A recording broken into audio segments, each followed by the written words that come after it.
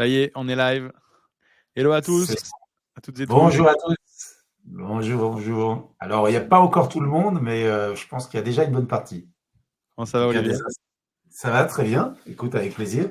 On va parler des 90 premiers jours du leader commercial. J'imagine que là, dans les inscrits, on n'a que des leaders commerciaux. Ça doit être ça, hein. Bah ouais, si on regarde un peu, on a Simon de chez Scalway, on a du, Ah, du monde de chez Gymlib, Clever Connect, une ah, belle boîte. Donc voilà, on est hyper content de vous retrouver aujourd'hui, de faire ce live avec Olivier pour parler de pas mal de choses, en effet, autour des 90 premiers jours du leader commercial.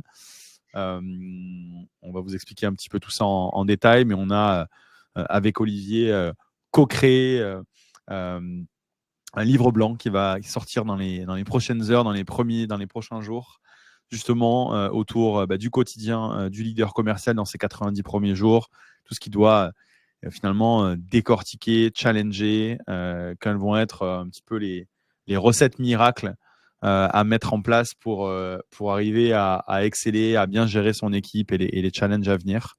Et forcément, faire ça avec Olivier, ça avait du sens, puisque tu reparleras un petit peu de ton expérience, Olivier, mais c'est un truc que tu as connu à pas mal de reprises, donc de, ouais, de ouais. grosses J'ai connu équipes. pas mal d'échecs, c'est ça que tu veux dire. Donc, c'est ça, j'ai connu assez d'échecs pour pouvoir en parler. Ouais, c'est ça. Donc, euh, donc ouais, non, voilà, on est hyper content d'être là. Donc, on va commencer progressivement. On a pas mal de monde qui vont nous rejoindre encore là sur l'heure de live ensemble. Mais l'objectif, c'est que ça soit vraiment tourné autour d'une discussion. Donc, ça va pas être des slides, des slides, des slides. On va vous montrer un petit peu ce qu'on a concocté dans le cadre de ce livre blanc. Il y aura différentes éditions aussi autour de ce livre blanc. Là, c'est vraiment une première version pour vous permettre de prendre du recul, de pouvoir voilà, tacler des grands challenges. Et voilà, l'idée, c'est plutôt finalement d'avoir une discussion avec Olivier sur les réalités de cette prise de poste, les challenges, aussi à l'ère de l'IA, comment on s'y adapte, parce que c'est pas facile. Il y a beaucoup de transformations dans les équipes, dans les outils utilisés, dans les process. Donc voilà, l'idée c'est qu'on deep dive vraiment tous ensemble sur ce sujet-là, si ça vous va. Et n'hésitez pas, bien sûr, il y a le chat à poser des questions, c'est important. Et comme en fait, on va vous remettre aussi le document, on va avoir un support là, et ce support est notamment, pas que, mais le support qui est le PDF du Mhm. livre blanc, c'est assez intéressant parce que chacun va pouvoir contribuer. Donc, quand tu disais qu'on allait le remettre, n'oubliez pas tous que vous allez contribuer et on changera et on n'hésitera pas à changer Ouais, si vous avez des remarques, des bonnes contributions dont je ne doute pas. Et effectivement, on va débuter. Ouais. Et puis, on va essayer de parler de tout pour beaucoup. Vous nous en excuserez, mais c'est quand même l'expérience qui prime dans ce genre de situation. c'est ça. Donc vous avez le chat donc en bas à droite. Vous avez également un petit sondage pour nous dire si vous êtes vous actuellement dans vos 90 premiers jours suite à une prise de poste en tant que leader commercial dans votre entreprise actuelle. C'est important pour nous aussi pour arriver à bien comprendre tout ça. Peut-être que vous serez dans cette situation-là dans quelques mois. Si vous avez prévu de rejoindre une nouvelle aventure aussi, ça peut vous permettre de aussi vous préparer à ce type de challenge. Peut-être pour se présenter rapidement, alors ça va être la manière dont on va décomposer finalement cette session aujourd'hui. Donc bien entendu, on va se présenter rapidement avec Olivier, on va parler du partenariat entre AdScale et Human Linker.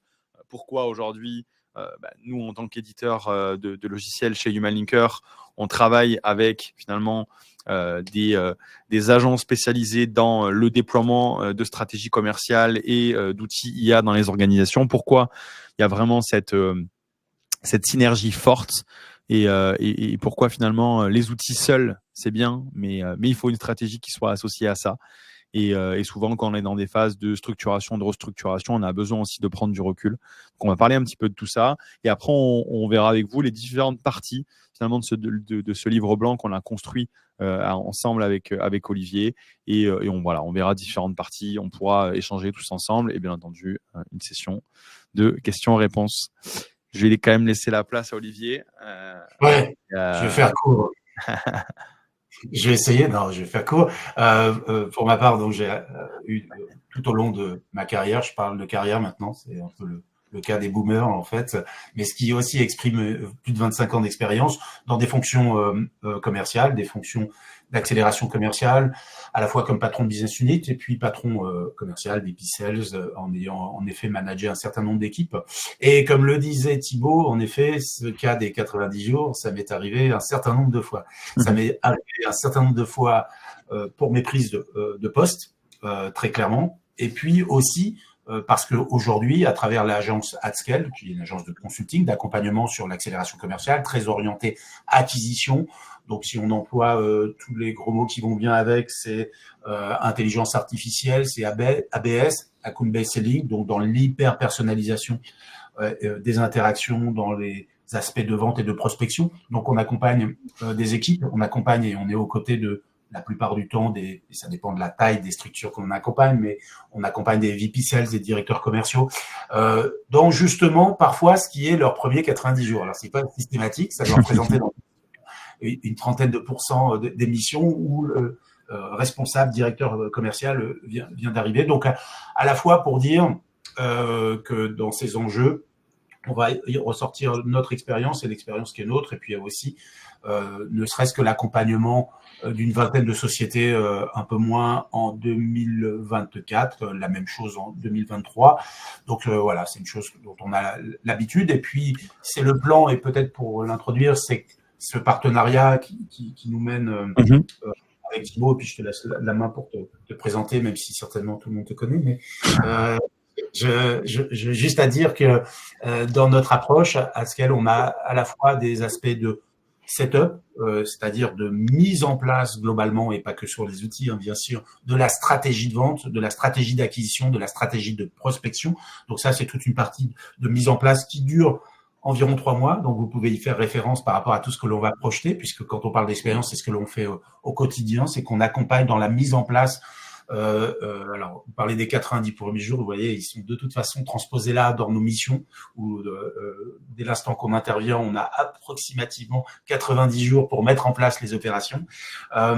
Et puis, toute la partie qui serait plutôt run, c'est-à-dire qu'à un moment, il va falloir viser à mettre en place des campagnes d'acquisition globalement, dans des contextes d'enablement, sales, marketing, et des contextes forts, et là je te laisse la main aussi pour présenter des contextes forts d'outils, de sales tools, de CRM, qui sont effectivement aujourd'hui capitaux pour pouvoir avancer, pour pouvoir délivrer ces campagnes-là. Et c'est vrai qu'on le ressent aussi. Il y a beaucoup aujourd'hui de dirigeants commerciaux qui sont assez perdus avec tout ce qui peut être proposé. Ce sera aussi un peu un focus que l'on va faire, et aussi pour pouvoir en effet mentionner les choses qu'il faut éviter, n'est-ce pas Thibaut? Exactement, et peut-être pour faire le lien avec ce que tu dis avant de me présenter, mais c'est vrai que voilà, nous c'est un point qu'on voit assez souvent côté Human Linker, donc beaucoup de directions commerciales qui sont perdues, qui nous contactent, qui essayent de découvrir ce qu'on fait, mais qui nous disent finalement oui, on voudrait prendre un outil, en l'occurrence pour Human Linker, de prospection IA, etc. Mais finalement, voilà, on a plein de problèmes aussi en interne sur tel et tel sujet, notre stratégie commerciale n'est pas encore très claire, on a des problématiques sur nos profils de clients idéaux, etc. On vit de toute manière aujourd'hui une transformation de manière globale dans les organisations où il faut en permanence s'adapter, faire évoluer les choses. Et donc, c'est vrai que nous, on le voit au quotidien. Et en fait, comme je le disais tout à l'heure, en position d'éditeur de logiciels aujourd'hui, bien entendu, on peut accompagner nos clients avec nos équipes internes, mais on se repose sur des partenaires stratégiques comme AdScale, qui fait partie de notre top 3 des plus gros partenaires aujourd'hui donc de Human Linker, pour finalement participer à cette construction finalement construction, reconstruction, restructuration à certains moments des process, de la stack, aider à prendre du recul et finalement être en capacité de pouvoir déployer de nouveaux outils sans friction dans les équipes, avec un bon accompagnement des utilisateurs. C'est hyper important aujourd'hui. Investir de l'argent, notamment dans des logiciels, c'est bien, mais il faut être sûr derrière d'avoir une bonne adoption. et c'est ce qu'on vient co-construire ensemble, notamment avec AdScale. Donc voilà, c'est vraiment important pour nous de pouvoir se reposer sur des partenaires stratégiques. Donc pour ma part, je suis Thibaut Briolant, je suis CEO et cofondateur de Human Linker. Donc nous, on est une entreprise française spécialisée dans l'IA à destination donc de la prospection commerciale. On va aider différents types de clients aujourd'hui qui vont du freelance aux grands groupes. Et français. C'est ça, exactement. Et français. C'est important de le dire. Dans la stratégie de tout ce qu'on voit, c'est capital même.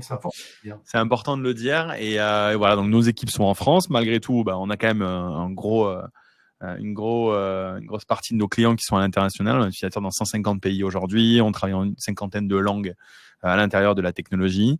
Et comme toute technologie innovante, voilà, on a décidé d'avoir des grands partenaires comme AdScale.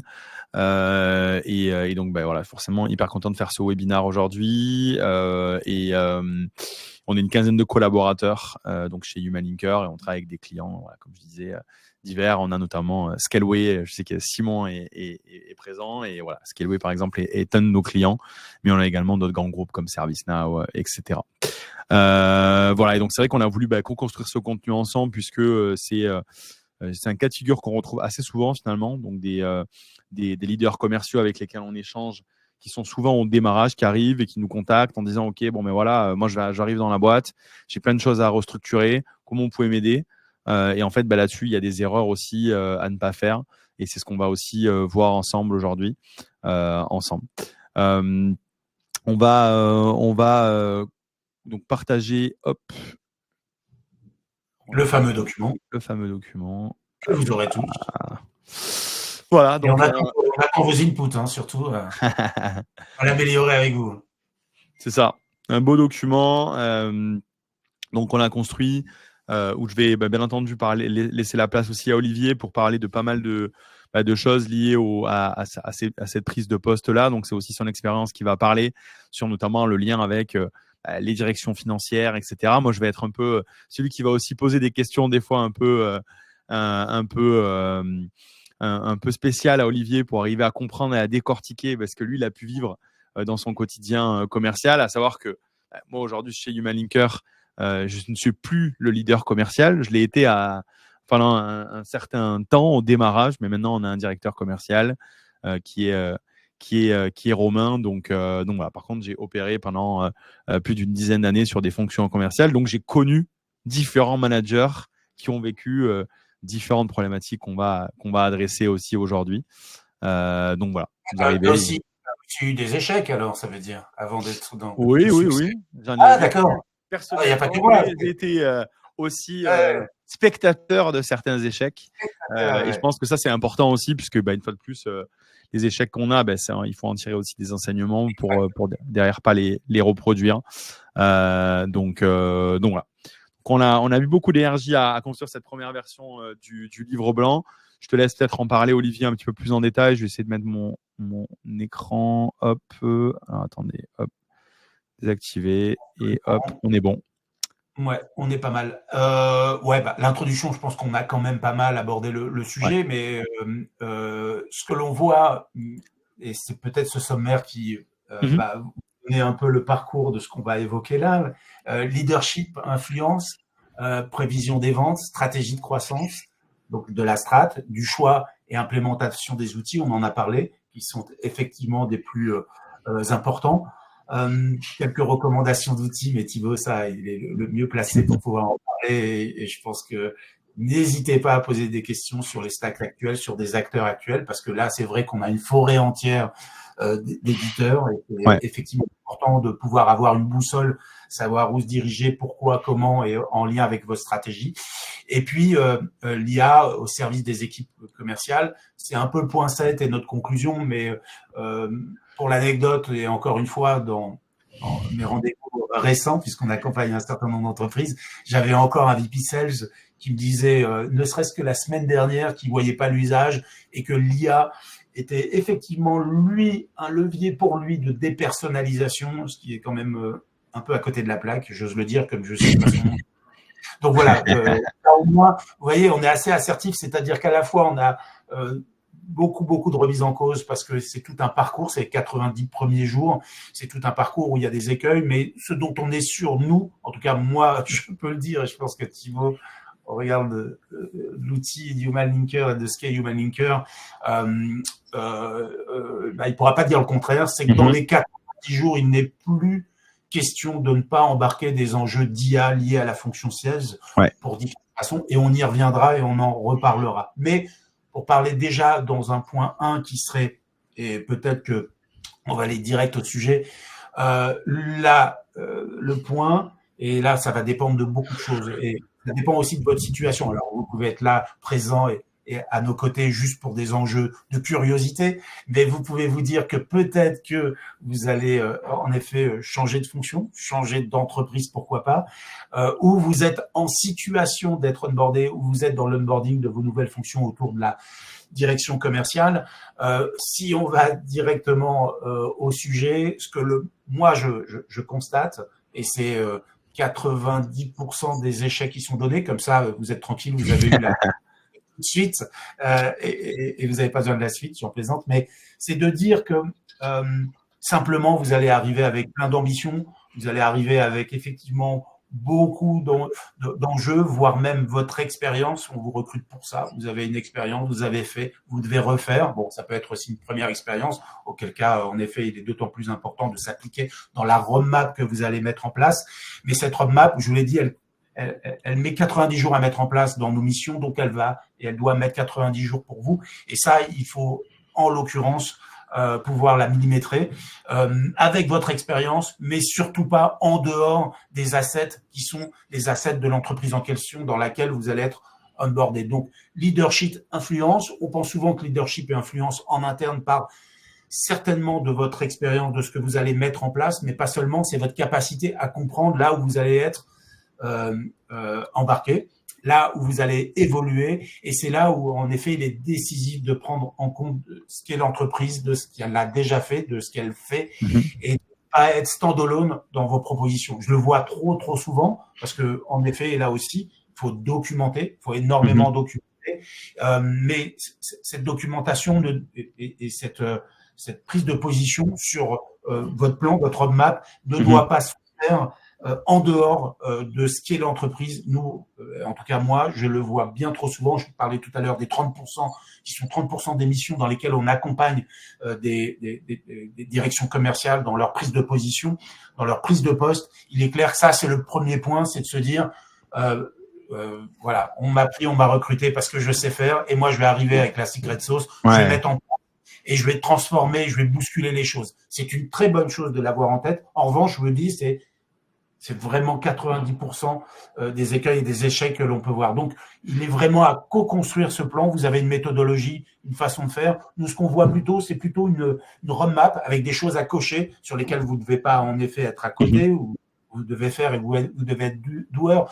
Mais votre premier lien lié au leadership, puisque c'est un mot qui est parfois compliqué, en fait, à endosser, à expliquer sur votre influence, c'est d'arriver avec vos assets, mais surtout de prendre tout de suite le pouls et de prendre en effet la partie qui est la plus importante, c'est-à-dire s'engager non pas à côté d'une direction, mais à la direction dans laquelle vous allez faire partie. Après, dans ce qui est l'organisation, est-ce que vous serez au CODIR, il y a de grandes chances. Est-ce que vous êtes un COMEX, il y en a, il y a de grandes chances. Donc, de la façon dont vous êtes organisé, après, peut-être que dans des grandes entreprises, nous, on le voit, on a des business units avec des patrons commerciaux de business units qui sont pas forcément CODIR, mais leur capacité, en tout cas, à avoir une vision globale et un recul au-delà de ce qu'ils proposent est absolument capital. Et c'est pour ça que peut-être que justement, ce jeu d'influence et de leadership, il arrive uniquement par le fait de savoir endosser la globalité de ce qu'est l'ADN de l'entreprise, de ce qu'elle a fait et réalisé, et ce qui ne manque pas, et vous le verrez on a fait une petite checklist, faire l'audit et le rapport d'étonnement de ce qu'on pourrait parler, de ce qu'on pourrait évoquer, est vraiment capital. J'ai une question, Olivier. Toi, finalement, quand tu arrives dans ce type de situation-là, est-ce que finalement tu observes qu'il y a trop de leaders commerciaux, VP Sales, Head of Sales, etc., qui veulent uniquement finalement répliquer ce qu'ils ont fait dans la précédente boîte, alors qu'en réalité, le produit est certainement différent, le contexte est différent, etc., et qu'ils s'adaptent pas suffisamment à la nouvelle organisation, ils veulent juste répliquer ce qu'ils ont fait avant. C'est un truc que toi, tu observes, et c'est pour ça que justement, dans les recommandations que tu dresses là, c'est être capable vraiment d'avoir une compréhension extrêmement fine de l'organisation actuelle et de créer finalement cette synergie très forte avec les autres membres du comité de direction. Oui, ça passe par une chose en fait très très claire, c'est le point de réflexion. Nous on le voit dans la mise en place en fait de ce qui est une stratégie commerciale, très clairement. On voit quoi? C'est d'aller vraiment tout de suite ou très rapidement aux conclusions. L'audit que vous faites ne doit pas mener immédiatement à la conclusion. C'est une erreur capitale. On la voit, même nous, je vais vous le dire, et je suis sur quelques missions en cours où on le constate encore. On a sur les 3 mois, environ 3 mois de mise en place, en tout cas description mise en place de cette strate, avant en effet le déploiement des campagnes d'acquisition. On le voit assez souvent, la conclusion est faite trop rapidement. Alors, au dépend, soit du directeur commercial qui prend ses fonctions, c'est-à-dire il va trop vite dans la conclusion, et là il bouscule les choses, et là il prend pas en compte les assets et l'ADN et de ce qui a été déjà fait par la structure, ou alors, au contraire, il endosse, parce que je ne l'ai pas dit tout à l'heure, mais les habits tout de suite du directeur commercial qui est totalement influencé par la direction. Ce que j'ai évoqué tout à l'heure, je devrais faire un petit complément, c'est à la fois, vous devez arriver avec des enjeux forts de votre expérience, vos assets, vous avez déjà fait, vous allez reproduire, sauf bien sûr si vous avez là une prise de fonction et vous n'avez jamais été VP Sales, il va falloir et là être très empreint de votre direction générale pour être globalement accompagné ou par des gens comme nous, mais c'est aussi notre boulot au quotidien. Et c'est de dire que il faut pas, le curseur, il faut bien le positionner. Il faut pas arriver avec la révolution, je bouscule tout, je prends pas en compte, mais il faut pas arriver non plus avec, et je l'ai vu et on le voit, un président, un CEO qui tout de suite va aller donner les conclusions qui doivent être faites et reprises. Très fréquent, et de dire, bon, ok, ça on le sait, donc tu vas juste nous apporter le 10e jour déjà ta vision de ce qu'il faut faire. Puis regarde, c'est pas très compliqué parce qu'en fait, il faut faire ça et que finalement, dans ton document de restitution, eh ben, on sait déjà ce que tu dois y mettre. Et donc, dans les 90 jours, ce qui est compliqué, je conseille même de garder ces 90 jours pour arriver à une conclusion le plus tardivement possible. C'est un écueil, c'est ne mettez pas des conclusions derrière une début d'audit au bout du 10e jour. C'est une erreur fréquente et qui est avérée. Prenez vos 90 jours et je vous dirais même, dans les 90 jours, qu'est-ce qu'on y met nous? Une partie d'audit, très clairement, une partie de strat, mais cette partie de strat, elle a un début qui est le T0 de nos missions, mais dans les conclusions, on a plus un rapport d'étonnement. Mettez un rapport d'étonnement qui n'est pas ce rapport d'étonnement, votre conclusion sur la strat qu'il faut mettre en place. Là, l'erreur très très fréquente, c'est de se dire on a l'audit et très rapidement, dans les 7 jours qui suivent, les 10 jours, on va aller tout de suite plugger la strat et se dire ça c'est fait, on a la vision, on sait quoi faire. Non, c'est surtout votre vision stratégique dans un rapport global qui soit un rapport le plus proche de la fin des 90 jours. Je sais que c'est compliqué parce qu'en attendant, vous devez travailler. Donc, vous devez paralléliser deux choses, la réflexion stratégique à la partie doueur et action. C'est-à-dire que votre réflexion stratégique sur vos 90 jours, même si vous devez, et je vous le conseille, apporter vos conclusions le plus tardivement possible, ça ne vous empêche pas de travailler déjà sur la première vision que vous êtes donnée, sur le rapport d'étonnement et sur déjà les premiers choix en termes de roadmap. Je parlais tout à l'heure des étapes, je continue, mais l'audit, un premier niveau de strat qui est lié à votre rapport d'étonnement. Ensuite, le playbook, commencez déjà à déplier le playbook, même si vous n'êtes pas atterri sur la strat. Parce que je sais, toujours on dit, mais commence pas le playbook si tu sais pas où tu dois aller. Moi, je vous conseille de quand même, dans un premier rapport d'étonnement, de toute façon, vous allez avoir des convictions. Et dans vos convictions, commencez aussi déjà à gratter un playbook. Et puis, en effet, va découler ensuite des aspects très opérationnels de prospection et de choix des outils et du reste. Mais voilà, j'étais un peu long, mais je le vois tellement et on voit tellement ces erreurs-là que je pense qu'il y avait des choses sur lesquelles on devrait focuser, c'est ces erreurs d'aller trop vite ou pas aller lentement non plus, mais d'aller trop vite, mais paralléliser bien les choses. Je pense qu'il y a un retour d'expérience intéressant avec mon point de vue donc en tant que CEO, notamment sur la manière dont ça s'est passé chez Human Linker. Donc typiquement, chez Human Linker, on a un directeur commercial qui s'appelle Romain et je dirais en mai 2023, on a lancé une partie en self-service de notre produit. Généralement, pour un directeur commercial, quand il y a une partie du produit qui arrive en self-service, il y a deux manières de réagir. Il y a celle où tiens, ça va aller cannibaliser une partie des deals que mon équipe commerciale va faire actuellement ou dans le futur. Et il y a une autre manière de réfléchir qui est de dire ouais, mais en fait, ça va pouvoir générer du revenu pour la boîte parce que l'objectif final, finalement, c'est de générer du revenu. Et en fait, à cette époque-là, il y a beaucoup de gens dans notre entourage, d'advisors, etc., d'investisseurs, qui me disaient oui, mais vaut mieux peut-être faire la manière traditionnelle, signer des deals, etc. Signer des deals de manière un petit peu plus finalement classique avec un cycle de vente. Et il y avait finalement une peur de cette partie finalement self-service. Et c'est là où je pense que pour le coup, la chance aussi dans la collaboration qu'on a pu construire avec Romain, donc Romain, directeur commercial, qui s'est engagé auprès du comité de direction et qui s'est aligné avec la direction générale, forcément, dont je fais partie avec Régis, qui est mon associé, c'est de dire, OK, en effet, il y a le playbook sales basique qu'il faut opérer, il faut signer des deals, il faut avoir de la prédictibilité, mais il y a aussi une réflexion globale qui est de dire, OK, à l'instant T, chez Human Linker, on n'a pas la possibilité de recruter 15 commerciaux, on n'a pas cette trésorerie-là à l'échelle de la vie de l'entreprise. Il faut générer du revenu.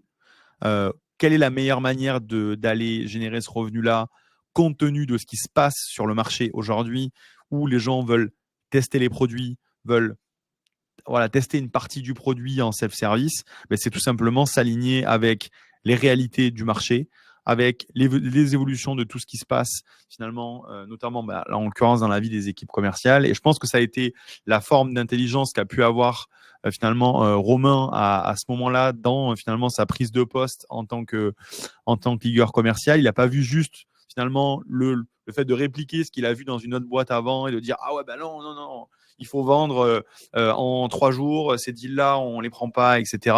C'est dire ok, on doit investiguer des choses. Il y a une réalité qui est celle du fait qu'on peut pas recruter tant de personnes, etc. Et je pense que ça a été une phase clé aussi dans la synergie qu'on a pu construire ensemble, le fait aussi de faire confiance en fait à la direction générale et de dire ok, en fait l'objectif c'est pas de dire ok, est-ce qu'on va avoir on va atteindre nos commissions dans 3 mois, c'est est-ce qu'on va réussir à passer les milestones de revenus qu'on doit passer dans les prochains mois et quelle que soit la recette qu'on va réussir à trouver. Donc ça, je pense que c'est hyper important. On est dans un environnement qui est très changeant aussi aujourd'hui. Et malheureusement, souvent, on a plein de choses, à la fois des propres biais qu'on développe par rapport à notre expérience, mais également des différents sons de cloche qu'on peut avoir de part des gens qui nous entourent. Donc, je pense qu'il faut réussir à avoir aussi la tête froide là-dessus. Donc voilà. Je pense que c'est vraiment un point qui est vraiment essentiel dans la prise de poste. Après, peut-être pour parler du sujet de la collaboration avec la direction marketing, c'est un sujet qui, moi, me tient énormément à cœur, dans le sens où aujourd'hui, donc la direction commerciale chez Human Linker et chez Romain, moi, j'ai en charge cette direction marketing. Et en fait, tout simplement, dans la manière dont on a créé cette synergie, je vais vous montrer quelques exemples notamment. On a conçu en fait des systèmes que j'aurais rêvé avoir il y a 5 ans, il y a 10 ans, pour finalement aider l'équipe commerciale au quotidien. L'alignement marketing commercial, on sait que c'est un sujet, c'est une problématique de beaucoup de boîtes. C'est pour ça qu'il y a maintenant aussi des jobs de CRO qui sont là aussi pour réaligner la totalité. Et Olivier en est l'exemple parfait puisqu'il a occupé ce type de fonction.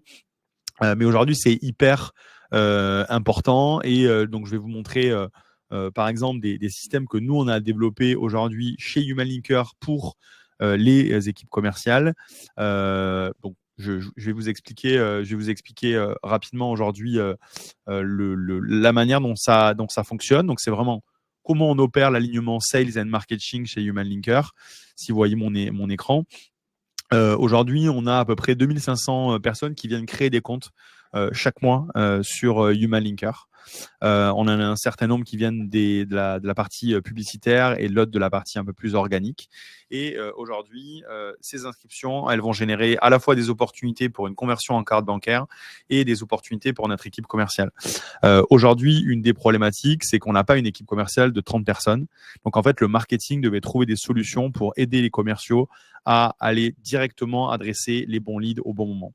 Et donc, pour vous montrer un petit peu plus en détail, on a créé des systèmes intelligents. Donc, en brainstormant avec les équipes commerciales sur le profil de client idéal, sur tout vraiment ces sujets qui sont clés et là où on a détecté qu'il y avait le meilleur niveau de conversion. Et en fait, le marketing a construit des systèmes qui vont analyser la totalité des gens qui vont créer des comptes aujourd'hui sur Human Linker. On va aller analyser le CRM qu'ils utilisent, la taille de leur équipe commerciale, énormément d'informations pour aller finalement envoyer et détecter des signaux, des triggers. Voilà, on a vraiment des éléments déclencheurs pour l'équipe pour leur permettre de pouvoir se focaliser sur les bonnes opportunités au bon moment. Et ça, c'est hyper important. Et on a construit ça avec vraiment une grosse prise de recul, un alignement avec nos outils en accord avec la direction commerciale. Donc, ça veut dire que Romain m'a dit, voilà, moi, j'ai besoin que mon équipe, elle puisse, sur le flot de 2500 personnes, qu'on puisse détecter les opportunités qui sont vraiment les plus importantes. Et on a construit ces systèmes en interne, puisque il fallait absolument capitaliser dessus. Aujourd'hui, ça sert à rien d'aller prospecter la terre entière si on a des gros volumes de leads entrants. Et donc, on est allé construire ce type de système qui permettent, en fait, comme vous le voyez, une assignation automatique du lead à la bonne personne par rapport à ce qui est déjà présent dans le CRM. On va analyser des récurrences de création de comptes dans les mêmes entreprises pour voir des phénomènes un peu des phénomènes de foule dans l'entreprise. Et c'est hyper important, en fait, d'avoir ce type de système. Et c'est un parfait exemple de l'alignement entre sales et marketing. Ça va être également des campagnes ABM qu'on va lancer sur les comptes nommés des différentes personnes de notre équipe commerciale. On va opérer du LinkedIn Ads, etc. Beaucoup de choses comme ça qui sont hyper importantes. Donc, je pense que ça, c'est vraiment le gros sujet. Si vous arrivez dans l'entreprise, vous devez absolument créer une relation qui soit hyper forte avec du coup la direction marketing. Aujourd'hui, la réalité, c'est que les directions marketing, c'est plus des directions qui sont là pour aller faire des prêts et c'est des directions qui sont pour moi du revenu marketing. Elles doivent participer au revenu, elles doivent être incentivées aussi sur le chiffre d'affaires, au même titre que les commerciaux qui peuvent avoir des coups de chaud à certains moments sur les objectifs. Les directions marketing doivent être soumises à ce même type d'objectif. Donc moi, en tout cas, c'est un sujet qui me tient énormément à cœur aujourd'hui chez Human Linker, cet alignement, j'ai envie de dire sales and marketing. Et dans les prochains mois, je vais déléguer cette partie-là avec l'arrivée d'un prochain profil head of marketing. Et vraiment, ça sera extrêmement important qu'il y ait cet alignement parfait. Et typiquement, notre directeur commercial sera partie prenante de la décision sur le profil de directeur marketing. Mais je te laisse peut-être en parler, Olivier, par rapport à toi, ton expérience de CRO aussi. Ouais, je vais en parler. Bon, Thibaut, j'ai une bonne nouvelle, on en est à la page 4. Donc, effectivement, on va accélérer. Mais ouais, tout à fait sur un point. Et là, encore une fois, tips et conseils à travers notre expérience qu'on met en place chez nos clients. Soyez le plus précis avec la direction marketing sur ce que vous attendez. C'est vos inputs. Donc, il y a un point qui est capital. On parlait tout à l'heure du playbook. Effectivement, donc là, vous n'échapperez pas à ces fameux ICP, donc vos entreprises cibles, le profil de vos entreprises cibles, à vos personas, qui n'est pas une fonction, il faut décrire, bien sûr, ça c'est une chose, vous pouvez le décrire et mettre tout ça dans les mains du marketing pour qu'il puisse vous aider. Vous pouvez parler d'events, d'actions et tout ça. C'est pas ce qui deviendra, sauf le premier point, ne soyez pas généraliste avec vos directions marketing. Il faut être dans une approche qui est vraiment la tendance de plan de compte, plan de contact.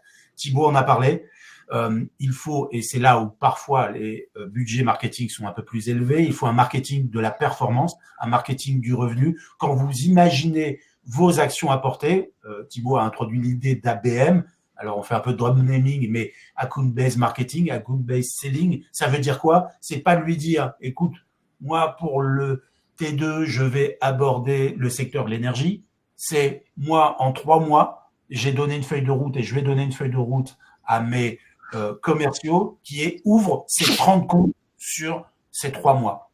Et ces 30 comptes, ils sont nommés. Ces 30 comptes sont d'autant plus nommés que vont aussi être ajoutés les contacts.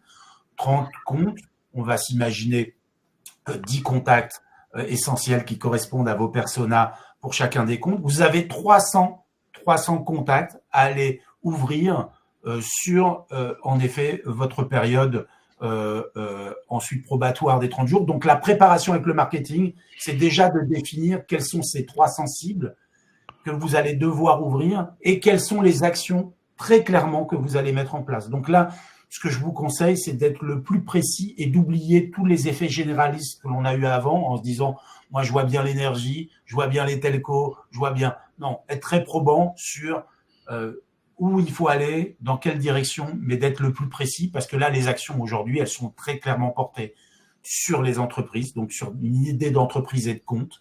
Qu'est-ce que je fais pour ouvrir le compte NJ, qu'est-ce que je fais pour ouvrir France Télécom, qu'est-ce que je fais pour ouvrir ouais, mon petit côté boomer, tu je fais pour ouvrir en l'occurrence Canal+, bah, c'est effectivement là où vous devez être le plus précis. Donc le tips là-dessus, dans votre collaboration, soyez le plus précis possible de savoir à qui vous voulez très nommément aller parler. C'est capital. Ouais. Et nous, on le voit dans les échanges de plans de compte, plans de contact. Ce qui fonctionne maintenant, c'est de dire, voilà, sur ce secteur, soit c'est un secteur, c'est celui-ci, ouvre-moi, va me chercher les actions qu'on peut porter au regard de quelque chose qui est négligé, parcours d'achat de vos prospects et votre cycle de vente. Il est capital. Nous, on a des templates là-dessus pour décrire, et là, c'est bien le marketing qui doit en effet prendre acte sur le parcours d'achat, mais derrière, vraiment, je vous y encourage, soyez le plus précis possible sur le plan de contact. Je vais remettre. Ouais. Pour parler rapidement de la direction financière, j'ai vraiment un truc intéressant à partager, un retour d'expérience là-dessus. Si je prends, pour être très transparent, il y a à peu près 2 mois, au niveau de l'alignement en fait entre notre direction commerciale, donc notre directeur commercial et notre CFO, il y avait une forme de silo qui n'était pas un silo lié aux discussions et aux personnes, mais qui était un silo lié aux outils. Typiquement, nous aujourd'hui, on a 2 sources de facturation différentes. On a Stripe d'un côté, on a Pennylane de l'autre, qui est notre outil comptable. Et la problématique qu'on avait, tout simplement, c'est que on avait une problématique d'unification de données. Donc ça, c'est le premier sujet finalement, c'est d'avoir une agrégation de la data sur le revenu, sur le churn, tous ces KPI qui sont hyper importants à suivre aujourd'hui quand on dirige une organisation commerciale. Et en fait, il y avait un manque de lien avec finalement les objectifs qui sont réellement mis dans notre BP, etc. Et en fait, on vient de déployer un outil idéal pour aligner à la fois le CFO et le directeur commercial qui s'appelle Fincom. Pour ceux d'entre vous qui notamment travaillent sur l'écosystème du logiciel ou du moins qui travaillent avec des abonnements, ça peut être pas de logiciel, bien entendu. Vous avez la possibilité de déployer ce type d'outils qui vont permettre vraiment d'avoir des recommandations intelligentes sur là où vous en êtes par rapport à vos objectifs de revenus, par rapport à ce qui est mis aujourd'hui dans le BP, de pouvoir aligner à la fois la direction commerciale, la direction financière et la direction générale. C'est vraiment hyper important. Et en fait, nous, on avait encore beaucoup de tâches manuelles de notre direction commerciale qui génère un manque de prédictibilité, qui génère aussi des sources de friction en interne. Et donc, c'est hyper important aussi, je pense, de savoir à certains moments investir aussi dans des technologies qui sont là pour faciliter le quotidien des différentes personnes de l'équipe et mieux aligner finalement tout le monde. Donc voilà. Donc ça, c'est un exemple type de la manière dont dont il faut absolument aligner la partie direction commerciale et direction financière. J'avance un peu parce que ça fait lien aussi, même si on devait parler un peu des RH, mais ça, bon, je pense que chacun aura compris les enjeux associés. Mais dans la prévision des ventes, c'est bien ce que tu donnes. Tu as parlé d'un outil assez formidable et c'est là où, en effet, n'hésitez pas à nous interroger sur les stacks.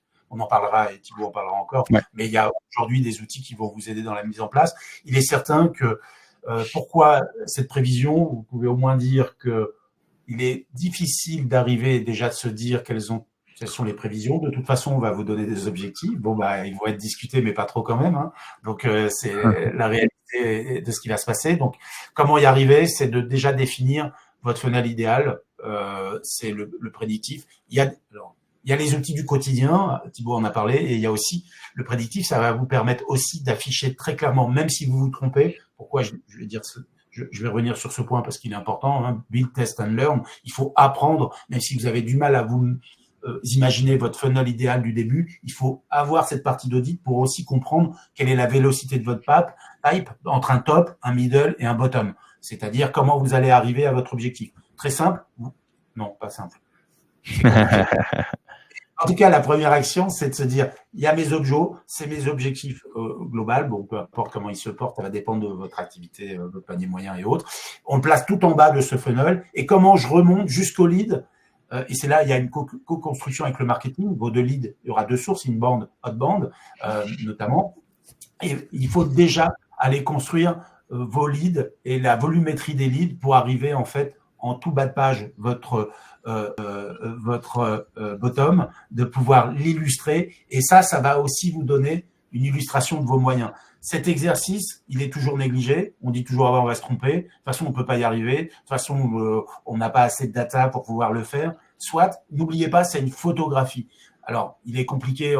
Il est 43 déjà, 11h43. Donc, il est compliqué de rentrer dans un détail parce qu'il y a une certaine technicité. Ça, vous revenez vers nous sans aucun souci. On sera aussi transparent sur les outils qu'on peut utiliser. Mais sachez que mettre en place, plus que, vous voyez, vous parlez de prévision des ventes, on devrait parler de prédictif et de funnel prédictif pour déjà se transposer dans ce que sera la copie sur l'année N+1, même si, en effet, c'est là où je reviens à mon propos, vous allez vous tromper, c'est sûr. Vous ne pouvez pas être au lead près, à l'euro près de ce que sera en effet l'atterrissage sur votre première année d'onboarding, mais il faut prendre des positions très fortes et c'est là où aussi votre expérience compte pour beaucoup. Mais surtout, ne négligez pas cela parce qu'il conduit aux moyens que vous allez devoir en effet exiger, techniques, humains ou autres.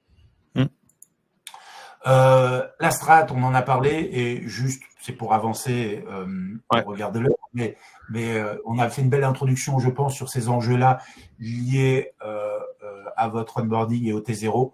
Je le répète pour au moins le redonner là, ne donnez pas une feuille stratégique le plus rapidement possible dans vos 30 jours, parallélisez vos actions. Il n'y a aucune raison que vous ne puissiez pas avec les insights dont vous profitez, les premiers audits, aucune raison que vous puissiez ne pas avancer déjà sur un schéma de playbook, sur un guide de poste, sur tout ce que l'IA va énormément vous aider aussi, peut énormément vous aider. Mais je reviens à mon premier point, donc c'est encore là le petit tips qu'on aurait pour donner. En soi, nous, ce qu'on voit de plus en plus, notamment sur problématique d'alignement entre la stratégie et les outils, c'est typiquement, nous, on a des gens qui font des campagnes et qui vont aller cibler le mauvais ICP ou les mauvais personas notamment, parce qu'il n'y a pas eu un travail de recul, de prise de recul suffisamment important sur tout ça. Et donc après, ils vont tirer des conclusions assez rapides en disant « Ah non, mais là, ça ne marche pas, il faut couper cette verticale ou autre », alors qu'en réalité, il n'y a pas eu suffisamment de prise de recul là-dessus. Donc, je pense qu'en effet, rechallenger la partie, tu en parlais tout à l'heure, hein, mais ICP, persona, etc., c'est quand même, je pense, extrêmement important. Moi, c'est un travail que typiquement, j'ai dû refaire en partenariat avec notre directeur commercial dans les dernières semaines, notamment dans le cadre d'une levée de fonds qu'on va lancer dans les prochaines semaines. On avait besoin de faire cet exercice de prise de recul. OK. Qu'est-ce qui s'est passé dans les 14 derniers mois? Qu'est-ce qu'on a signé comme client? Qu'est-ce qu'on a perdu, etc. OK. Comment on a de la clarté là-dessus dans chaque catégorie de clients? En fait, on le fait pas suffisamment et on tire des conclusions des fois un peu trop hâtives sur des choses. Et donc, c'est extrêmement important. C'est pas juste de le garder dans sa tête, mais c'est de le poser sur un papier. Tu disais, Olivier, il faut faire le rapport d'étonnement, mais en fonction, alors des fois c'est toujours pareil, et vous allez arrêter dans des entreprises, il n'y aura pas de playbook. Et en fait, de commencer à faire un peu le playbook justement, commencer, si par exemple il n'est pas encore existant, essayer de dresser un peu des ICP, etc. Ça va vous permettre de faire, je pense, le switch entre ce que vous avez commencé à construire et votre rapport d'étonnement. Et donc je pense que voilà, la complémentarité de le faire en même temps, je pense que c'est assez fort, quoi. Très clair. Tout documenté, ça on l'a pas assez dit, tout documenté et tout documenté en transparence et en continu. ne prenez pas non plus cet axe-là de se dire je prépare la totalité de ce que je dois présenter comme strat. Et là, vous avez en fait au moins cette chance d'avoir sous les yeux la checklist. On vous a fait la checklist. Donc, pour chacun des 4 axes, il vous faut avoir coché chacun des items. C'est pour nous et ça nous paraît important. Donc, au moins dans ce qu'on peut vous apporter là, c'est de vous dire je dois documenter chacun de ces items-là qui sont projetés. C'est décisif et ça, vous devez normalement les avoir fait dans les 90 jours ou un peu plus, parce que c'est un vrai travail de fond. Mais là, ça vous permet de vous projeter sur, en l'occurrence, j'ai checké, j'ai fait, j'ai documenté, mais ne prenez pas, et là c'est un tips, et encore une fois un écueil que l'on voit assez régulièrement, ne dites pas je vais tout remettre à ce fameux grand kick-off au bout de ces 90 jours et je vais tout présenter et c'est là où je vais tout donner et je travaille dans mon coin. C'est un peu l'idée qu'on avait tout à l'heure partagée avec les levels de l'entreprise. Vous en faites partie d'ailleurs dans ces fonctions-là. Donc, c'est de se dire, surtout, ne faites pas cet effet que vous aimeriez être, cet effet de surprise. Je vais bien leur en mettre plein les yeux 90 jours et je vais projeter. Ça, c'est une catastrophe. Et la plupart du temps, en effet, c'est juste lors d'un kick-off des gens qui, dans une salle, découvrent un tout et un ensemble et ils n'y seront pas de toute façon alignés. Donc ça, c'est ce point. Ayez un endroit de partage et construisez vos documents et partagez-les avec tous en continu en leur rappelant tout le temps, à chaque fois que c'est implémenté, à chaque fois que c'est rajouté et de les relancer sur le fait d'aller, pourquoi pas, avaliser ce que vous venez présenter. Mais ne faites pas, n'ayez pas l'effet tunnel, c'est une catastrophe. Voilà. Peut-être que tu peux peut-être, je sais pas, Olivier, montrer un exemple de playbook, peut-être même en quelques secondes, sans que ça soit le playbook d'un client, mais montrer comment toi tu fonctionnes dans Notion, par exemple, qui est un super outil. Moi, je travaille également dans Notion sur la structuration de mon playbook, etc. C'est vraiment des bons outils pour déployer en fait tout ce qu'on a un petit peu dans la tête. Ouais, tout à fait. Alors, ça va être compliqué. J'ai un petit souci d'accès, mais je peux au moins regarder ça. Mais on mettra des exemples associés avec le livre blanc, un petit peu la manière de déployer aussi un peu potentiellement quelques tips autour de son playbook dans Notion. Donc ça, on vous donnera quelques tips là-dessus. C'est que sensible, il y a une confidentialité et que j'avais pas préparé quelque chose d'anonymisé, donc je voudrais pas projeter des... Ça, c'était c'était la petite surprise. Je pense qu'il y a un gros sujet aujourd'hui. Bah, moi, j'en suis hyper conscient. C'est le sujet du choix et de l'implémentation des outils commerciaux.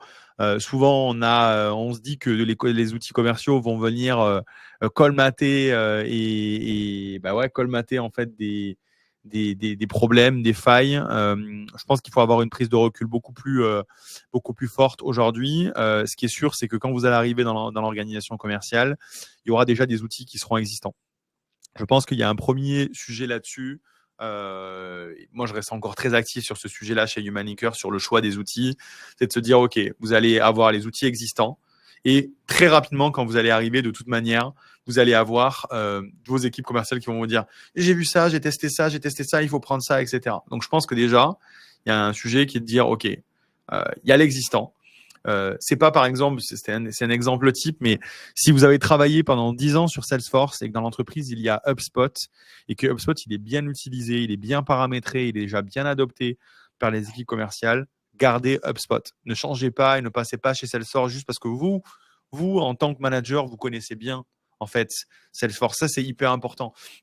Ayez vraiment cette prise de recul de dire OK, aujourd'hui, c'est quoi les trous dans la raquette dans l'organisation commerciale quand vous allez en fait analyser la totalité du cycle de vente et vous allez arriver à comprendre qui fait quoi, puisque pour le rappeler, on est quand même à l'ère de l'IA, le rôle du commercial, il évolue. Les tâches qu'on faisait manuellement il y a 10 ans ou quand moi j'allais dans les mentions légales des sites internet pour arriver à trouver l'adresse mail de la personne, aujourd'hui, on ne doit plus le faire. Il ne faut pas être le leader commercial old school qui dit « Ah si, moi ça passe, on doit travailler à la dure, etc. » Il faut s'adapter à l'ère dans laquelle on vit aujourd'hui. Qui est que, moi, c'est toujours ma manière de réfléchir là-dessus au niveau du choix et de l'implémentation des outils, c'est que je me dis, OK, mon sales, il va travailler tant d'heures par semaine, OK. Finalement, c'est quoi son coût ramené à l'heure? Et quand je regarde son cours amené à l'heure, je me dis, OK, sur quoi j'ai envie vraiment qu'il travaille, c'est quoi en fait qui va générer le plus de valeur. Moi, mon avis aujourd'hui, c'est le plus de valeur. Il faut le mettre sur des rencontres avec ses clients, en visio, dans la vraie vie, dans des déjeuners, dans des négociations, etc. Tout ce que l'IA finalement ne peut pas faire et qu'elle ne pourra pas remplacer. C'est pour ça que nous, on croit au rôle que l'IA est un copilote pour les commerciaux et qui ne va absolument pas remplacer les commerciaux. Donc, quand je regarde finalement le temps de travail, je me dis, OK, est-ce que je préfère en fait faire que mon commercial, par exemple, il passe 10 heures par semaine à faire ça. Donc 10 heures par semaine multiplié par 4 semaines, c'est peut-être, je sais pas, c'est peut-être 600 euros, par exemple. Enfin, je dis un chiffre au hasard. Mais en fait, il y a un outil qui, pour 40 euros par mois pour l'utilisateur, va lui éviter de faire ces 10 heures. Bon, là, je pense qu'en termes de retour sur investissement, il n'y a pas photo. Et une fois de plus, il faut prendre en compte qu'il y a quasiment 68% du temps de travail des équipes commerciales qui est centré sur des tâches qui sont non directement liées à la vente. Donc, tout ce que vous pouvez potentiellement gommer, en fait, c'est hyper important. Aujourd'hui, c'est pas le but d'empiler des commerciaux, d'en avoir 50, si en fait ils continuent à travailler à l'âge de pierre. Par contre, il y a un vrai sujet. Une fois de plus, parce qu'on ne peut pas prendre tous les outils de la Terre. Hein. Moi, ça m'arrive aussi en interne chez Humalinker de dire ah ben non, ça on peut pas prendre parce qu'il y a déjà du recouvrement avec tel outil, etc. Donc il y a une vraie exercice de prise de recul. Moi, par exemple, je travaille sur Miro pour ce genre de choses, donc qui est un outil fabuleux qui me permet de pouvoir prendre du recul, de faire des flows finalement entre nos outils, etc. Et qui me permet de pouvoir comprendre en fait comment il faut fonctionner. Et ça, c'est un gros sujet que moi je vois avec deux prismes, à la fois celui où bien entendu, chez Humalinker, on est une technologie IA à destination des commerciaux. Donc, on parle à des commerciaux et à des directions commerciales tous les jours pour finalement leur vendre nos technologies. Mais moi aussi, je suis impliqué dans les décisions de nos propres décisions d'achat en interne. Et il ne faut pas brûler les étapes. Typiquement, on vient, par exemple, de mettre en place, on est en train de mettre en place un outil qui s'appelle Catalyse. Et Catalyse, c'est un outil, on va montrer quelques exemples ici d'outils, on reviendra aux parties d'avant. Catalyse, c'est en fait aujourd'hui un des leaders en France de la Digital Sales Room. Donc c'est finalement des espaces collaboratifs avec lesquels vous allez pouvoir finalement échanger, converser, travailler sur un projet tout au long du cycle de vente avec vos clients potentiels. Pourquoi on a mis ce logiciel maintenant? Et par exemple, on avait essayé de le mettre en place il y a 2 ans. En fait, tout simplement, il y a 2 ans, c'est pas que ça avait été un échec, c'était que c'était trop prématuré. On n'avait pas encore suffisamment. On devait continuer à rester dans un truc qui soit très au feeling, etc. Parce qu'on était encore une jeune société. Aujourd'hui, on a une équipe commerciale qui est un petit peu plus grosse, qui est plus processée, qui est plus structurée, et on se ressentait vraiment cette problématique de venir mesurer les checks dans toutes les étapes du cycle de vente, d'arriver notamment avec des entreprises un petit peu plus grosses avec lesquelles on travaille, d'avoir un plan d'action mutuel autour de la collaboration, être sûr qu'on coche bien les objectifs et finalement les initiatives stratégiques que l'entreprise doit atteindre grâce à la collaboration. Et donc, on a déployé ce type d'outil-là. Voilà. Mais 2 ans après la date où on avait imaginé le mettre en place pour la première fois. Et ça, en fait, c'est hyper important de le prendre en compte. Thibaut, est-ce que si toi, tu avais justement, et je pense que ça peut faire partie des questions, à indiquer, parce qu'on ne l'a pas mis là, alors on pourrait le faire, quels sont les grands ensembles de techno à aborder? Ouais. Voilà. Quelques-uns, mais c'est vrai que toujours, et nous on le voit dans nos interventions et auprès de VP Sales, ils n'ont pas toujours conscience. Alors, il y a déjà le catalogue global qui est assez large des outils, mais en plus, c'est quels sont les grands ensembles à aborder? Déjà, je pense qu'il y a l'élément central aujourd'hui, c'est le CRM, d'accord. Donc nous, on utilise HubSpot chez Humalinker et aujourd'hui, on fait vraiment un énorme travail autour de notre CRM HubSpot qui est connecté avec tous nos outils. Pareil, prenez en compte dans vos choix, si vous avez des choix, par exemple, de transition vers tel ou tel CRM, souvent on me pose la question, ah oui, mais est-ce que je dois prendre celle-ci, est-ce que je dois prendre Pipedrive, etc. Qui dit alignement sales and marketing dit sur quel logiciel en fait on arrive à travailler de manière propre aujourd'hui en sales and marketing. La réalité c'est que c'est HubSpot. Et la réalité, c'est que demain, si vous avez Salesforce, qui est un super CRM aussi, vous allez devoir prendre un outil marketing. Et c'est très courant qu'on retrouve du Salesforce plus du HubSpot en marketing. Sauf que les données, elles ne se parlent pas de la même manière. Ça rajoute des silos de data, etc. Donc, il y a vraiment un gros sujet là-dessus, déjà, sur dire, OK, quel CRM je prends et surtout quel CRM est suffisamment connecté à l'écosystème d'outils qu'il y a aujourd'hui sur le marché. Si vous prenez des CRM qui sont trop exotiques, vous allez avoir une problématique de connectivité avec les outils marché. Je prends un exemple aujourd'hui. Si vous avez là dans les différents outils que vous pouvez prendre à l'écran, si vous avez, je sais pas, Odoo ou Zoho, vous allez être un peu embêté. Parce qu'il va falloir faire des branchements avec des outils de... C'est des usines, quoi. Ça devient des C'est ça, usines. c'est des usines, il y a des problématiques de données, etc. Donc prenez des outils qui sont suffisamment ouverts et interconnectables les uns avec les autres pour être sûr que la donnée elle soit extrêmement claire. Donc je pense que ça c'est le premier sujet. Maintenant le deuxième sujet. Si je te coupe 2 secondes Ouais, parce que tu as dit une chose décisive. S'il y a un moment où vous pensez qu'il faut changer le CRM, le faites pas, ne préconisez pas dans les 90 jours. Laissez passer une année. Ça, c'est, voilà, je me tais après, mais ça, on le voit trop. C'est ne pas être dans la révolution, de se dire, voilà, il est en place, ce CRM, c'est celui qui est implémenté. N'allez pas jouer contre tout de suite dans les premiers mois, ça sert à rien. Ouais. Alors, je pense que c'est ça. Et donc, le sujet du CRM, il est hyper important. C'est vrai que les projets de refonte de CRM, souvent, on les minimise. On pense que oui, en fait, c'est fait en 2-3 coups de cuillère à peau, mais en fait, pas du tout. C'est extrêmement long, c'est chronophage. J'ai travaillé sur pas mal de sujets comme ça aussi dans les dernières années. Donc ça, prenez-le en compte. Après, aujourd'hui, un des gros sujets, c'est le fait qu'on doit tous avoir des CRM qui soient bien à jour. Et aujourd'hui, il faut se dire qu'il y a des solutions qui sont là pour être sûr que votre CRM, en fait, est à jour. Donc, il y a des outils spécifiques d'enrichissement qu'on va utiliser. HumanLinker en fait partie notamment sur une partie du périmètre pour être en capacité de pouvoir notamment mettre automatiquement le CRM à jour, de pouvoir synchroniser les données de LinkedIn avec le CRM en un clic, etc. C'est important. Pourquoi ? Parce que si vous n'avez pas d'outils pour être capable de le faire en quelques secondes, qu'est-ce qui va se passer dans l'esprit de votre équipe commerciale ? C'est trop chronophage, je ne le fais pas. Et donc, une fois de plus, vous avez, et là, je peux en parler pour le coup, parce que justement, c'est potentiellement, à l'époque, quand je travaillais sur des fonctions commerciales, la réaction que je pouvais avoir, en fait, tout simplement. Et je pense qu'il y a une vraie réalité aujourd'hui là-dessus. Donc, ça, c'est déjà maintenir la bonne qualité de data dans le CRM. Après, tu me parlais des différentes catégories, Olivier. Je pense qu'aujourd'hui, tout le monde doit déjà, alors pour moi, il y a 2 trucs. Il y a déjà, en fonction de votre organisation, si vous avez beaucoup de leads entrants, déjà essayez d'avoir des outils de qualification de vos leads entrants, ce que je vous ai montré tout à l'heure. C'est hyper important. Capitaliser sur ça. Aujourd'hui, il y a trop d'organisations et pour être très transparent, jusqu'à encore l'été dernier, on ne capitalisait pas assez là-dessus. Et c'est un problème parce que finalement, vous allez dire, OK, il faut aller prospecter, il faut prospecter. Mais vous avez déjà une énorme. Alors là, je ne prêche pas pour ma paroisse pour le coup, puisque nous, on vend un outil aujourd'hui de prospection. Mais là, on n'est pas là pour vendre du HumanLinker, on est là pour faire une bonne prise de recul. C'est de dire, OK, vous capitalisez sur des leads entrants, ayez des systèmes de qualification intelligente. Essayez d'arriver à analyser tout ça, à voir chez qui il faut attribuer, etc. Si vous avez pas... Et l'IA peut énormément aider là-dessus.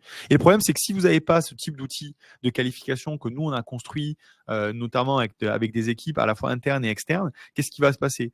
Vous allez vous faire en tant que leader commercial, et c'est ce que notre directeur commercial faisait auparavant et moi aussi, et bien vous allez passer votre journée à regarder les leads. OK, alors lui, celui-là, je le mets à qui ? Celui-là, voilà, mais lui, est-ce qu'il est dans le CRM, pas dans le CRM ? En fait, ça devient un enfer pour vous dans votre organisation personnelle, mais ça devient aussi un enfer pour les différentes personnes dans l'équipe parce que y a des leads qui arrivent, mais en fait, ils ne sont pas de suite attribués, etc. Et une fois de plus, il faut battre le fer quand il est chaud. Il y a le lead qui arrive, il ne faut pas qu'il soit attribué 4 jours après à quelqu'un. Il faut que assez rapidement, est-ce qu'il est connu, pas connu ? Est-ce que c'est quoi les critères de segmentation ? Est-ce que ça fit avec le portefeuille, le périmètre de telle ou telle personne ? Il faut que dans l'heure, le lead il soit attribué. Si vous n'avez pas des systèmes comme ça, déjà, vous êtes mal. Okay ? Deuxième sujet, c'est comment on fait pour trouver des nouveaux clients ? Comment on fait pour les prospecter ? Et là-dessus, HumanLinker rentre en jeu, bien évidemment, pour dire, OK, Comment, à partir de ces données CRM et à partir de son profil de client idéal, on va être capable d'engager chaque semaine, en fait, avec plusieurs centaines de nouveaux prospects de la manière la plus qualitative possible. Aujourd'hui, nous, on a fait un choix qui est de pouvoir vous amener le plus haut niveau de personnalisation d'interaction commerciale, bien entendu, dépendant en fonction de la qualité des données et de ce qui est disponible sur le web aussi autour de vos prospects, bien évidemment. L'IA, c'est pas magique, ça se base sur de la donnée, il faut qu'elle existe. Mais ça, c'est le deuxième gros sujet. Il faut arrêter de croire qu'aujourd'hui, tout le monde va prendre son téléphone et va aller dérouler des listes de 150 appels par jour sur toutes les personnes de la Terre. Aujourd'hui, il faut faire un mix de tout ça. Bien entendu qu'il faut faire des appels. Bien entendu que tous les commerciaux doivent revenir à la prospection. J'en parle avec plein de gens. Aujourd'hui, c'est terminé les commerciaux qui ne prospectent plus. C'est fini, en fait. Il y a un retour en arrière sur le rôle du commercial et sur notamment j'ai envie de dire, le découpage qu'on a pu avoir dans les dernières années de dire OK, on a un prospecteur, on a un vendeur, etc. Aujourd'hui, beaucoup d'entreprises, et nous y compris, pour être très honnête, on a aujourd'hui des profils de commerciaux full cycle. Okay, pourquoi on peut revenir à ce mode de fonctionnement-là? Pourquoi ça a été découpé? Parce qu'aujourd'hui, il y avait une problématique et qu'il y avait tellement de tâches chronophages à faire dans le quotidien d'une équipe commerciale que si on ne découpait pas, le commercial il ne pouvait pas prospecter, vendre, accompagner son client. Sauf qu'en fait, à l'ère de l'IA, aujourd'hui, il y a différentes technologies qui peuvent aider finalement le commercial. Et une fois de plus, qu'est-ce qu'apprécient aujourd'hui les clients? C'est d'avoir un interlocuteur de confiance. Si vous changez d'interlocuteur tout le temps, il y a un SDR, un sales, un CSM, un account manager, il parle à 4 personnes différentes, etc. Donc, quand on peut avoir un interlocuteur, un ou deux interlocuteurs au minimum, par contre, il faut les assister avec des technologies intelligentes. Et typiquement, là, qu'est-ce qui se passe? On va utiliser des outils comme Human Linker pour pouvoir finalement mettre en place une prospection très qualitative pour vos vendeurs chaque semaine, d'accord, sous leur contrôle, avec leur check, et bien entendu, ils vont être capables de pouvoir modifier les messages, les régénérer, etc. Derrière, quand ils vont rentrer en meeting, donc là, on va parler de Mojo rapidement, mais ils vont rentrer en meeting. Auparavant, qu'est-ce qu'on faisait tous? On prenait des notes. Donc, en fait, on écoutait une partie la conversation avec la personne, mais il fallait absolument prendre les notes parce qu'il fallait pas oublier un truc, il fallait remplir ensuite ça dans son CRM. Un compte rendu sur 2, il n'était pas écrit de la même manière. Donc derrière, s'il y a quelqu'un qui vient pour aider, pour coacher, en fait, c'est le bordel. C'est le terme, je pense qu'il faut le dire.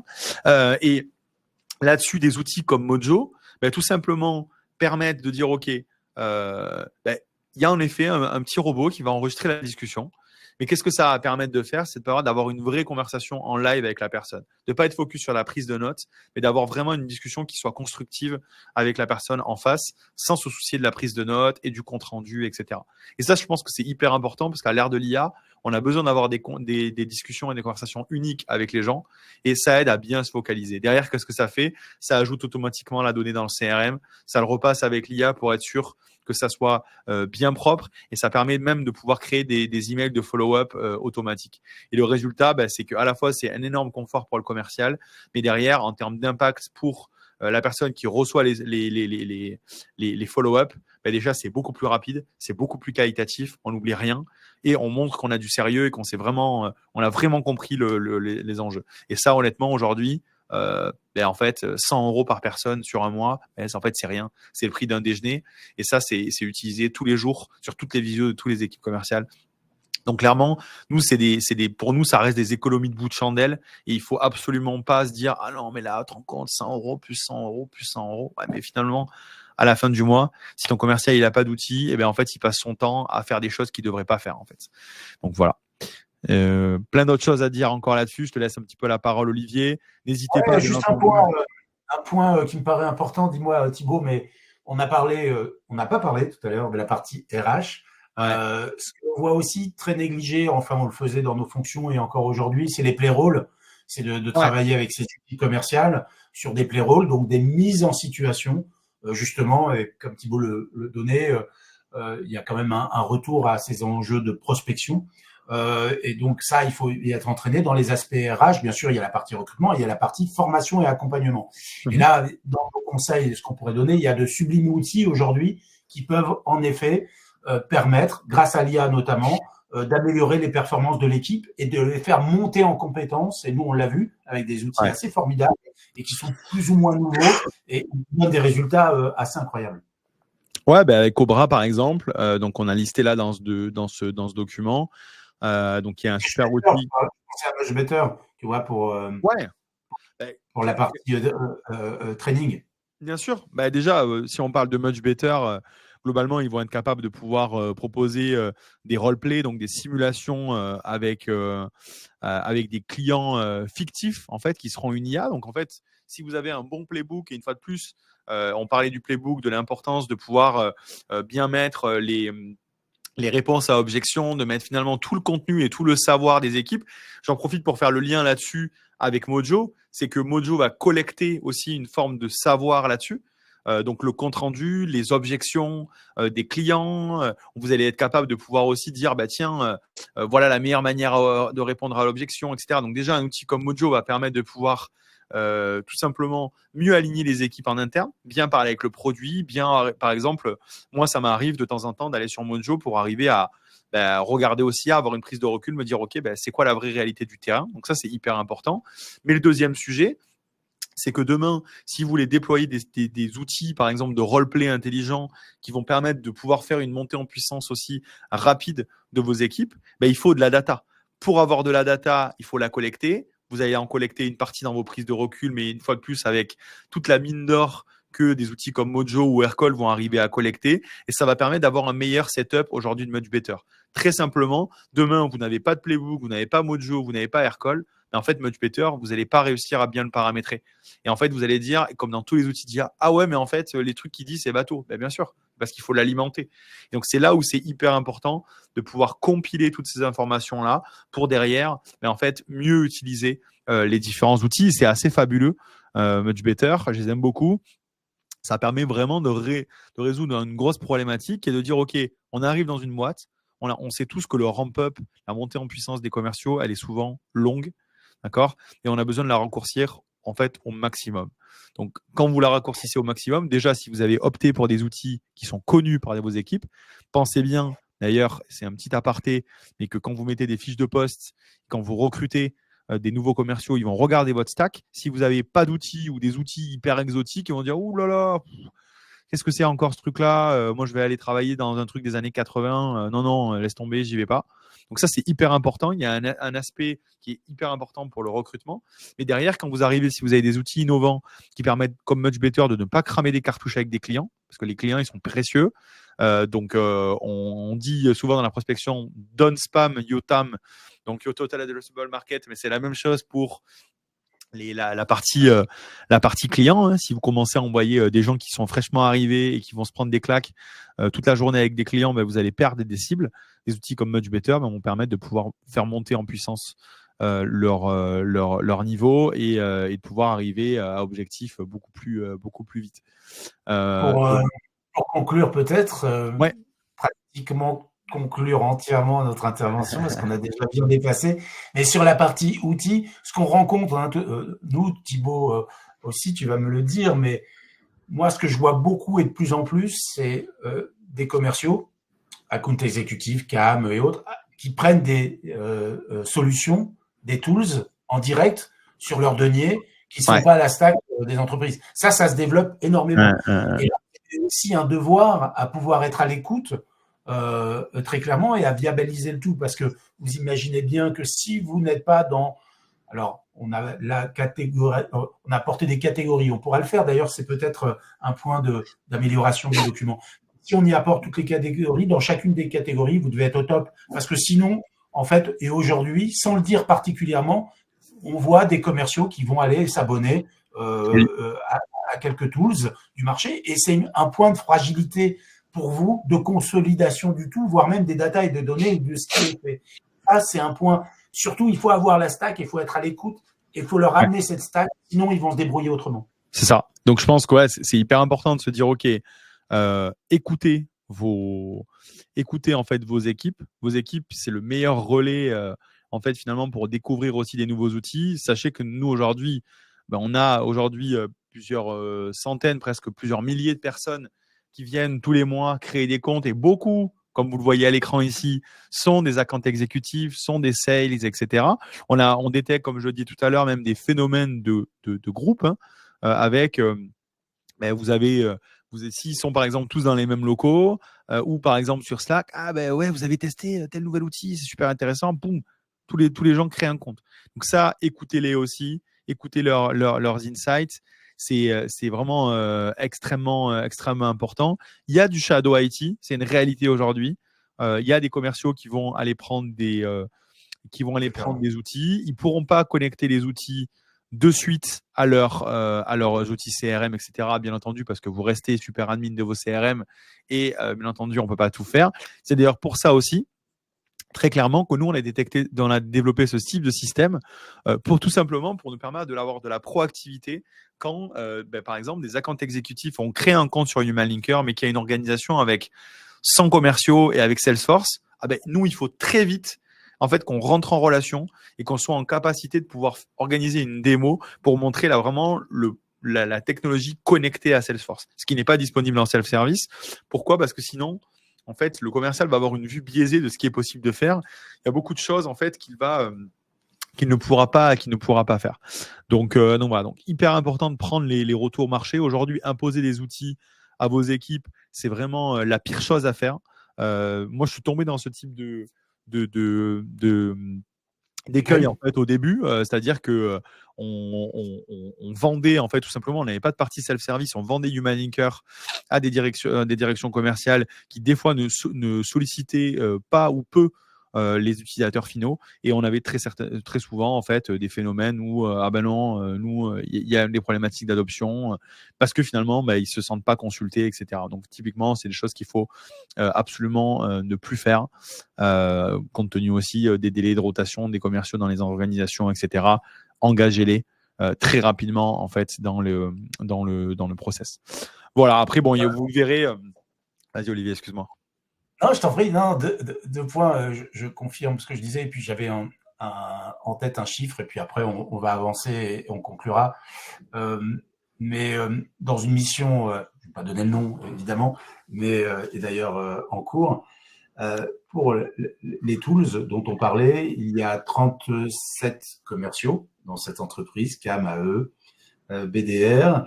La stack, c'est environ, c'est beaucoup, mais c'est 8 outils commerciaux mis à disposition. Là, c'est la stack officielle. À côté de ça, donc grâce notamment aux frais qu'occasionnent, parce que souvent les commerciaux qui prennent en direct passent en note de frais aussi les outils qu'ils utilisent, on a doublé, on est arrivé à 16. Donc on a doublé le nombre d'outils référencés dans cette entreprise simplement par l'initiative de certains commerciaux qui prennent des abonnements en direct, et on a pu le découvrir à travers en effet le fait qu'ils passaient ça en note de frais. Assez cocasse comme situation, mais ça illustre bien. Pour conclure, il y a eu un point peut-être définitif qui est celui des quick wins. On le sait tous, on l'a tous pratiqué. Il faut dans vos 3 mois aller chercher les quick wins. Il y a différentes façons d'aller le faire. Souvent, je vous conseille d'aller voir les clients. C'est là où ça se passe pour les quick wins. Et il y a des choses en effet à afficher. Je pense que ça fait partie en tout cas des points importants quand même d'après ces 3 mois d'apporter les quick wins qui vont bien. Voilà ce que je peux en dire, Ouais. sauf si tu as un point à rajouter, Thibaut. Non, mais écoutez, nous on était ravis de partager quelques éléments de ce livre blanc. Une fois de plus, il va sortir dans les prochains jours. On vous a montré qu'une petite partie. Ça vous permet de voir un petit peu les grandes thématiques qui seront abordées à l'intérieur de ce livre blanc. Voilà, on a vu des sujets de leadership, de sujets d'alignement avec les équipes internes, de travail du playbook, des ICP, des personas, de refonte de sa stack logicielle, de prise de recul par rapport au rôle du commercial à l'ère de l'IA. Donc plein de sujets qui sont hyper passionnants. N'hésitez pas aussi à venir échanger en direct avec Olivier et moi sur LinkedIn. On est dispo et voilà, on peut continuer la discussion, bien entendu, pour vous aider aussi si vous en ressentez le besoin aujourd'hui dans votre prise de poste ou dans vos réflexions pour la suite aussi. Parfait, on en a terminé. Allez, écoutez, bon courage à tous. Mais n'hésitez pas à revenir vers nous. Effectivement, on ne va pas le faire maintenant, ce serait trop long. Mais revenez vers nous pour vos questions, on y répondra avec grand plaisir. Allez, bah écoutez, bonne journée. Merci d'avoir été présent. Et on vous enverra le replay aussi et tous les éléments en priorité pour ceux qui ont été présents, bien entendu, avant une diffusion un petit peu plus globale de ce livre blanc. Merci Olivier, c'était cool. Merci Et Thibaut, bye bye. on se dit à bientôt. Bonne journée. Ciao. Bye.